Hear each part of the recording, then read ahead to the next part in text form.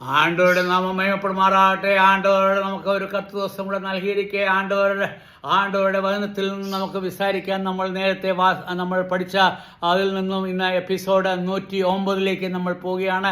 109 അതിലേക്ക് താൻ പോകുന്നത്. ഇന്ന് ഫിലിപ്പിയ ലേഖനം അതിൻ്റെ നമ്മൾ 6-ാം വചനം വരെ നമ്മൾ വാസിച്ചാച്ചേ. എന്നാൽ നമ്മൾ 6-ാം വചനത്തിൽ നിന്ന് നമുക്ക് നമ്മൾ കീഴോട്ട് വായിച്ചിടാം. ഇങ്ങനെ എഴുതിയിരിക്കുന്ന ദൈവരൂപത്തിൽ ഇരിക്കെ ദൈവത്തോടുള്ള സമത്വം മുറുകെ പിടിച്ചുകൊള്ളണമെന്ന് വിചാരിക്കാതെ ഇங்கே சொல்வே ஆண்டவராய் இயேசு கிறிஸ்து அவன் ആരായിരുന്നു എന്ന് ഇங்கே അപ്പോസ്തലനായ പൗലോസ് சொல்லுவார். അവൻ ആരായിരുന്നു എന്ന് சொல்லுക. അവൻ ദൈവരൂപത്തിൽ ആയിരുന്നു. അതായത് ദൈവരൂപത്തിൽ എന്ന് ചൊല്ലിയാൽ ഇങ്ങനെ നമ്മൾ അവൻ ദൈവരൂപത്തിൽ എന്ന് ചൊല്ലിയാൽ അവൻ ദൈവത്തെ പോലെ തന്നെ ആയിരുന്നു. അതായത് ദൈവവും അവനുമായിട്ട് യാതൊരുമേ വ്യത്യാസം കിടക്കാതെ ദൈവരൂപത്തിൽ, അതായത് ഒരു നമ്മൾ ഒരു കണ്ണാടിയുടെ മുമ്പിൽ മൂഞ്ചി പാക്കുമ്പോൾ നമ്മുടെ രൂപം നമ്മൾ എപ്പടി ഇരിക്കും ആ രൂപം താൻ നമ്മൾ കാണും. അതായത് അതേപോലെ താൻ ഇങ്ങനെ അപ്പോസ്തലനായ പൗലോസ് சொல்லுது, ആണ്ടവരായ യേശു ക്രിസ്തു ദൈവരൂപത്തിലായിരുന്നു.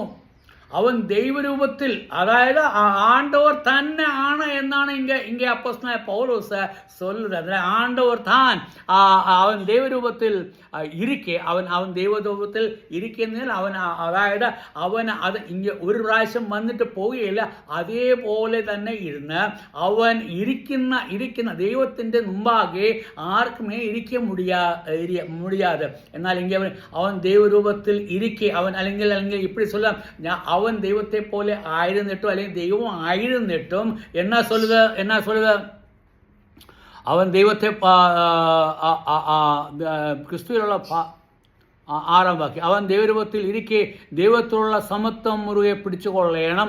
അവന് ആണ്ടവരുടെ സമത്വം അല്ലെങ്കിൽ ആണ്ടവർക്ക് തുല്യമായ രീതിയിൽ അത് മുറുകെ പിടിക്കാതെ അവർ ആണ്ടവരായിരുന്നിട്ടും, അതായത് ആണ്ടവരായ യേശുക്രിസ്തു ആണ്ടവരായിരുന്നിട്ടും അവൻ രണ്ടുപേരുമേ തുല്യം താൻ തകപ്പനായ ആണ്ടവരും ഇവനും തുല്യനായിരുന്നിട്ടും, അതായത് ആണ്ടവരായ യേശുക്രിസ്തുവും തുല്യനായിരുന്നിട്ടും അവൻ ആ സ്ഥാനം മുറുകെ പിടിച്ചില്ല. നമ്മൾ ഇങ്ങനെ ലോകത്തിൽ പാത്തു കഴിഞ്ഞാൽ ഓരോരുത്തരും നമ്മൾ സ്ഥാനം கிடைക്കാൻ വേണ്ടി എന്നൊക്കെ പണ്ട് നമുക്ക് தெரியுமா? അവർ അത് ചെയ്യുന്നു, ഇത് ചെയ്യുന്നു, അപ്പടി ചെയ്യുന്നു, ഇപ്പടി ചെയ്യുന്നു, എല്ലാം എന്തിനാൻ സ്ഥാനം கிடைക്കാൻ വേണ്ടി. എന്നാൽ ആണ്ടവരായ യേശു ക്രിസ്തു അവൻ ദൈവരൂപത്തിൽ ദൈവം തന്നെ ആയിരുന്നിട്ടും അവൻ്റെ സ്ഥാനം മുറുകെ പിടിക്കാതെ അത് ആ സ്ഥാനം അവൻ ഇരിക്കാതെ അവൻ എന്നാ പണിയാച്ച നമ്മൾ വാസിക്കുന്ന 6-ാം വാക്യത്തിൽ പിടിച്ചുകൊള്ളണമെന്ന് വിചാരിക്കാതെ, അവൻ അപ്പടി ഇരിക്കണമെന്ന് അവൻ വിചാരിക്കാതെ, അവൻ്റെ ഹൃദയത്തിൽ പോലും അപ്പടി ഒരു വിസാരമേ കിടക്കാതെ, അതായത് തകപ്പനായ ആണ്ടവർക്ക് തുല്യമാണെന്നുള്ള അവൻ്റെ അവനത് മുറുകെ പിടിക്കാതെ അവൻ എന്നാ പണിയാച്ചേ.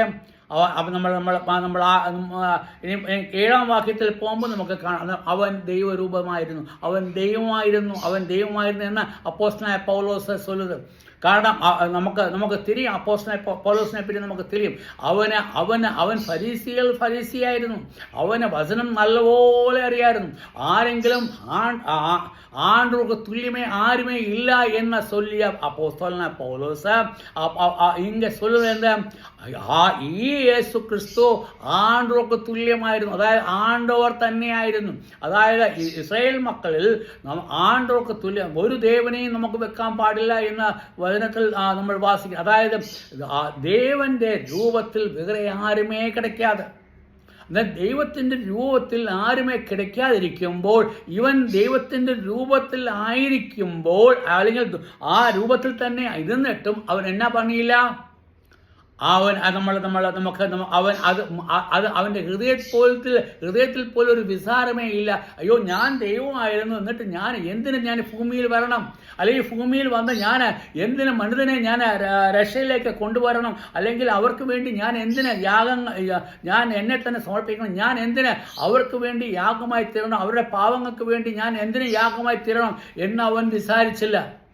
കാരണം അവനെ നല്ലപോലെ തിരിയും. അവൻ ആണ്ടവർ താൻ അവൻ ആണ്ടവരാണ് തിരിഞ്ഞിട്ടും അവന് എന്നാ പണിയില്ല. അവൻ്റെ പവർ അല്ലെങ്കിൽ അവൻ്റെ ശക്തി, അവൻ്റെ സ്ഥാനം അവന് വിസാരിക്കാതെ അവനെ തന്നെ നമ്മൾ താഴ്ത്തി എന്ന് നമ്മൾ വാസിക്കാൻ പറ്റും. 7-ാം വാക്യത്തിൽ അവൻ ദാസരൂപം എടുത്ത മനുഷ്യ സാദൃശ്യത്തിലായി. അവൻ 7-ാം വാക്യത്തിൽ എന്നാ சொல்லுது, അവൻ ദാസരൂപം എടുത്ത്. ദാസരൂപം എന്ന് சொல்லிയാൽ അടിമയുടെ രൂപം എടുത്ത്. ആര് താൻ അടിമ? മനുതൻ താൻ അടിമ. ആരുടെ അടിമ? അവൻ സാത്താന്റെ പിശാചിന്റെ അടിമ താൻ. ആ മനുഷ്യന്റെ രൂപമെടുത്തു. ദൈവം ആണ്ടവർ കടവുളയായ ഈ യേശു ക്രിസ്തു അവൻ എന്നെ എടുത്തു. ആണ്ടവരുടെ രൂപം വിട്ടിട്ട് അല്ലെങ്കിൽ അവൻ്റെ സ്ഥാനം വിട്ടിട്ട് അവൻ ഈ അടിമയായ അല്ലെങ്കിൽ ഈ മനുഷ്യനായ നമ്മുടെ രൂപം എടുത്ത് ഈ ലോകത്തിലേക്ക് വന്നു. അത് എത്ര പെരിയ കാര്യമാണ്. നമുക്ക് അപ്പടി ചെയ്യാൻ പറ്റുമോ? നമ്മൾ വിസാരിച്ച് നോക്കി, നമ്മുടെ ഒരു ദാസന്റെ രൂപം എടുത്ത് നമുക്ക് ദാസനെ പോലെ വേല ചെയ്യാൻ പറ്റുമോ? അല്ലെങ്കിൽ അല്ലെങ്കിൽ നമ്മൾ വാസിക്കുന്ന മെഫിബോസ് ചത്ത നായ്ക്ക് സമനായ എന്നോട് കൃപ കാണിപ്പാൻ നിനക്ക് എന്നാ തോന്നിയെന്ന് ദാവീദിനോട് ചൊല്ലുമ്പോൾ ചത്ത നായ്ക്ക് സമം. അതായത് നമ്മുടെ അവസ്ഥ ജീവനുള്ള നായയല്ല, ചത്ത നായ്ക്ക് സമം. അതായത് ചത്ത നായക്ക് സമമായ നമ്മുടെ രൂപം എടുക്കുവാൻ തക്കവണ്ണം ആണ്ടവർക്ക് എപ്പടി തോന്നി എന്ന് നമ്മൾ വിസാരിച്ച് നോക്കിക്കേ. അതായത് ദാസരൂപം എടുത്ത് നമ്മളെ വിസാരിച്ച് നമ്മളെ വീണ്ടെടുക്കുവാൻ വേണ്ടി നമ്മളെ ദൈവത്തിൻ്റെ മക്കളാക്കുവാൻ വേണ്ടി അവൻ ദാസരൂപം എടുത്ത് നമുക്ക് നല്ലപോലെ പൊടിയണം. എന്നാ നല്ലപോലെ പൊടിയേണ്ടത്? നമ്മൾ നല്ലപോലെ പൊടിയേണ്ടത് ഇങ്ങനെ നമ്മൾ വാസിക്കുന്നത് കാരണം അവൻ ദാസരൂപം എടുത്തു. അവൻ ദൈവമായിരുന്നിട്ടും ആണ്ടവരായിട്ടും അവൻ കടുവളയായിരുന്നിട്ടും അവൻ കടുവളയുടെ അവൻ്റെ സ്ഥാനം വിട്ടിട്ട് നമ്മൾ മനുഷ്യനെ പോലെ അവനായച്ച്, അവൻ മനുഷ്യനായി തീർന്നാച്ച്, അല്ലെങ്കിൽ മനുഷ്യനായിട്ട് തീർന്നാച്ച്, അവൻ മനുഷ്യനായി തീർന്നിട്ട് അവൻ എന്നാ சொல்லுது, അവൻ സ്വർഗത്തിലിരുന്ന സ്വർഗത്തിലിരുന്ന ആ പുത്രൻ ആണ്ടവരുടെ മടിയിലിരുന്ന പുത്രൻ തന്നെ അവൻ സ്വർഗത്തിൽ നിന്നും ഭൂമിയിലേക്ക് താഴെ വന്നാച്ചേ. ഒന്ന് വിസാരിച്ച് നോക്കണം. അവൻ്റെ സ്ഥാനം ഒന്നിലേക്ക് ഈ ലോകത്തെ സൃഷ്ടിച്ച ആണ്ടവർ, അതായത് ഈ ലോകത്തെ സൃഷ്ടിച്ച ആരുതാൻ? ആണ്ടവരായ യേശു ക്രിസ്തു താൻ, അല്ലെങ്കിൽ ആ പുത്രൻ താൻ ലോകത്തെ സൃഷ്ടിച്ച. നമ്മളുടെ കൊലുസ്യ ലേഖനത്തിൽ നമ്മൾ വാസിക്കുമ്പോൾ നമുക്ക് പാർக்கலாம். അവൻ ആണ്ടവരായിരുന്നു. അവൻ താൻ സകലവും സൃഷ്ടിച്ച. അതായത് ലോകത്തിൽ നമ്മൾ പാക്കുന്നതും പാക്കാതിരിക്കുന്നതും, സ്വർഗത്തിൽ പാക്കുന്നതും പാക്കാതിരിക്കാത്തതും, ഭൂമിയിൽ പാക്കുന്നതും പാക്കാതിരിക്കുന്നതും എല്ലാമേ അവൻ താൻ സൃഷ്ടിച്ചത്. അതായത് അവന് വേണ്ടി സൃഷ്ടിച്ചു, അവനാൽ സൃഷ്ടിക്കപ്പെട്ടു. അവൻ തന്നെ സൃഷ്ടിച്ചത്, അത് അവന് വേണ്ടി സൃഷ്ടിച്ചു. അവൻ താൻ സ്വർഗത്തിൽ നിന്ന് നമുക്ക് വേണ്ടി ദാസരൂപം എടുത്ത് വന്നാച്ച. നമ്മൾ വിസാരിച്ച് നോക്കി. എത്ര വലിയ പദവിയിലിരുന്ന അവൻ, എത്ര വലിയ സ്ഥാനത്തിലിരുന്ന അവൻ ഈ ലോകത്തിൽ വന്നു. ഇന്ന് നമ്മൾ പാക്കുമ്പോൾ നമുക്ക് തിരിയും.